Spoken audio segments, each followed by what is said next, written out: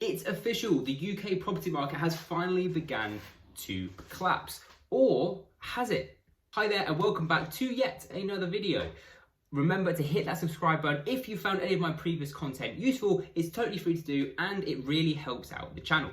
News has recently broken that banks and surveyors have begun to downvalue as many as half the properties in certain parts of the country, fearing a sharp decline in house prices right around the corner. But what is causing this reduction in home price valuations? Well, unfortunately, it's exactly what I suspected would cause it, and it's the worsening cost of living crisis putting a bit of fear into banks and building societies. Reports from mortgage and asset management firms show that as many as 50% of properties are currently being downvalued.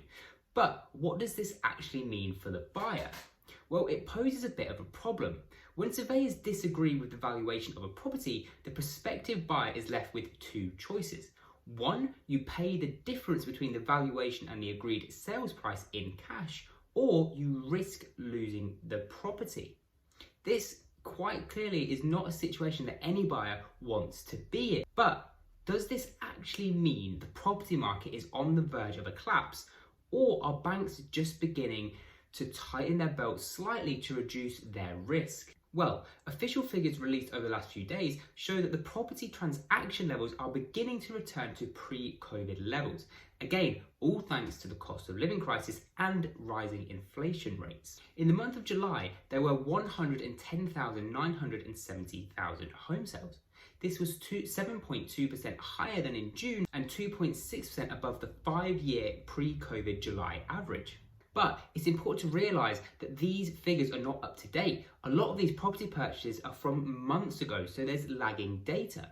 We also have anecdotal evidence from agents, with a lot of them suggesting that buyers are beginning to get much more cautious. And market sentiment is a massive contributor to prices declining. Because of the cost of living crisis and rising inflation and rising interest rates, people are more concerned about their finances. The rising interest rates are causing people to fear that actually homes that they previously felt that they could afford are no longer within budget. We also have to consider that 1.8 million homeowners here in the UK next year will be coming to the end of their fixed term mortgage loans.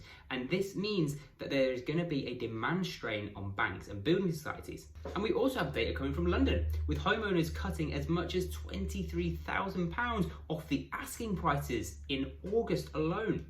But it's not just London that we're seeing property price declines either. Nationally, the latest data reveals that the average asking price of property dropped to £365,173, marking a 1.3% decline or £4,795. So guys, there we have it, a quick roundup of the latest property market data. Let me know in the comments down below.